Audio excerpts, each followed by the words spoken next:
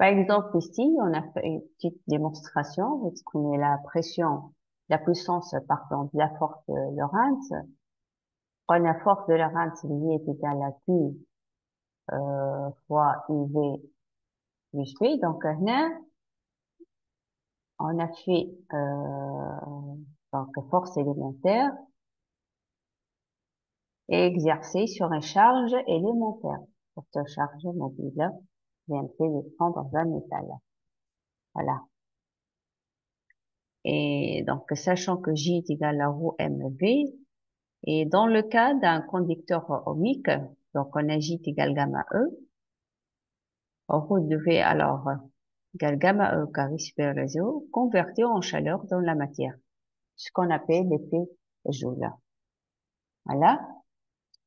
Ben, donc pour l'équation de Poynting, là, on peut écrire alors la dérivée de l'énergie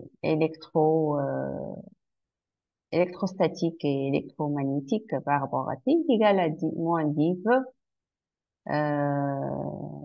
Poynting là, la forme moins J, d'accord? اللي هي بتعطينا conservation de l'énergie électromagnétique. Voilà. Donc, comme un bilan macroscopique, on peut écrire que l'énergie électromagnétique égale, par exemple, là, l'énergie sortante moins l'énergie cédée à la matière.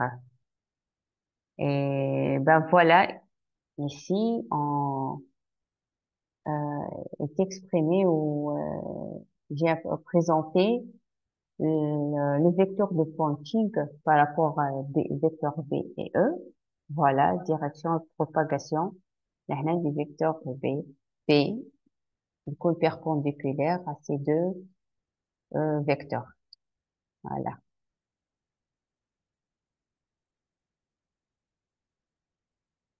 شوفوا لهنا مثال par exemple le B en vert, champ E en rouge et le bleu là c'est le P, vecteur quantique, toujours est perpendiculaire. Voilà.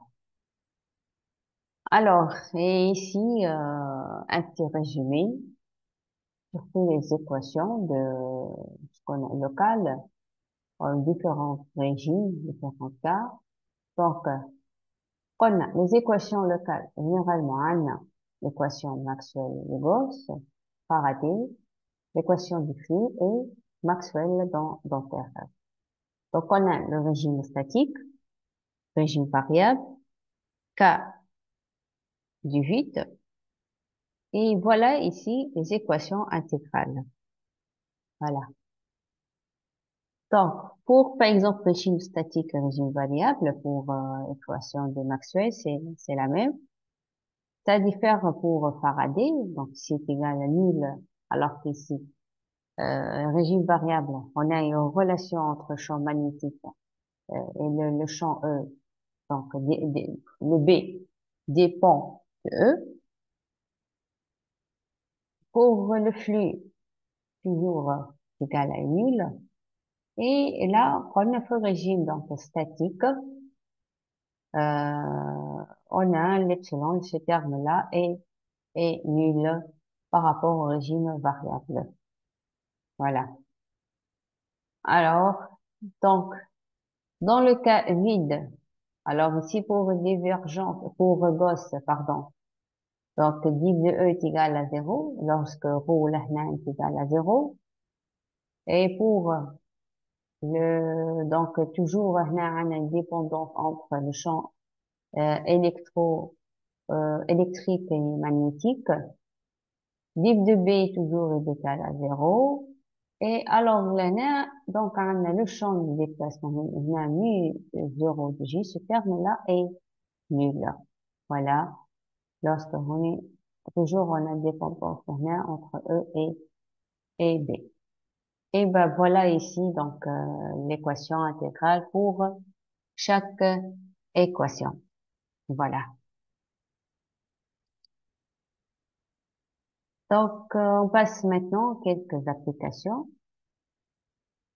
Premier exercice, par exemple, on va voir l'équation de Maxwell-Ampère pour un milieu conducteur. On considère un milieu de conductivité gamma pour lequel le courant de conductivité terminaire JC est lié au champ électrique E par la loi d'Ohm JC est égal à gamma E. On suppose que gamma a la même valeur en régime alternatif qu'en régime permanent et que le milieu considéré a les mêmes constantes epsilon 0 et mu 0 que le vide. Pour un champ alternatif, donc qui est égal à 0 exponentielle j oméga t, donc on va calculer le rapport des amplitudes du courant de conduction JC et du courant de déplacement JD pour les différents matériaux là. Et finalement, pour le cuivre, terre et plexiglas, et on finit par interpréter le résultat et écrire l'équation Maxwell-Ampère dans chacun des cas. Voilà. Donc ici, quelques données pour oméga epsilon 0. On commence donc pour le cuivre. Donc tout d'abord, on a JC est égal gamma E, on JD égale epsilon 0 dérivé de E par rapport à T. OK? Voilà. Donc, alors, en cuivre. Alors, la conductivité. Donc, هنا كيف ما قلنا on va calculer on a le rapport des amplitudes de courant conduction, courant déplacement. Alors, le rapport entre les deux courants, donc ça va donner, par exemple ici, 1, 0,10, 12. Alors, du coup, le courant de conductivité est supérieur au courant de déplacement. Pour terre, la même chose. Alors là, ici, on trouve que les deux courants, presque kiff. Pour plexiglas, on trouve que le courant de conductivité est inférieur au courant de déplacement. Alors, pour le cuivre, le courant, donc du déplacement, on peut supposer négligeable devant le courant de conduction, pardon. Du coup, l'équation de Maxwell-Dampère s'écrit sous la forme alors suivante. Il y a ρ B est égal à 0